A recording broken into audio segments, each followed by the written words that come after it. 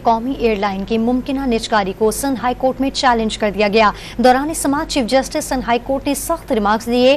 कहा कि जब मामलात नहीं संभलते, इदारे नहीं चलते तो प्राइवेट कर देते हैं। खुदा जाने कभी इस मुल्क को ना प्राइवेट कर दें। PIA निजकारी की दायर दरखास्त की तफसील बता रहे हैं। डॉन न्यूज़ के नुमाइंदे शफी बलोच हमारे साथ मौजूद है। शफी बलोच, आगाह कीजिएगा, सिंध हाई कोर्ट में दायर दरखास्त में क्या मौक़िफ़ इख्तियार किया गया है?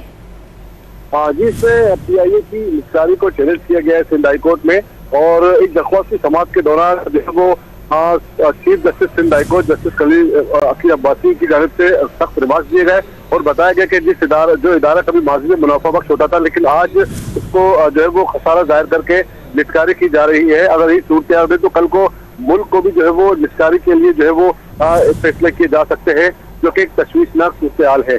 और इस पर दरख्वास्त गुजार के वकील ने रात को बताया कि चूंकि मुफाद अमा का केस है, लिहाजा जो है वो फरीकीन को नोटिस जारी किए जाए। इस पर अदालत ने दरख्वास्त गुजार के वकील को कहा कि पहले आप इस मुकदमे से मुतल्लिक मुकम्मल तैयारी करके आए और इसके बाद ही फरीकीन को जो है वो नोटिस जारी किए जा सकते हैं। अदालत ने दरख्वास्त गुजार के वकील को आइंदा समाअत में इसके मुतालिक जो है वो पूरी तैयारी के साथ पेश होने का हुक्म दे दिया और समाअत गैर मुअय्यन मुद्दत तक के लिए मुलतवी कर दी है। समाअत गैर मुअय्यन मुद्दत तक के लिए मुलतवी कर दी गई। तफसील बताई थी शफी बलोच, आपका बहुत शुक्रिया।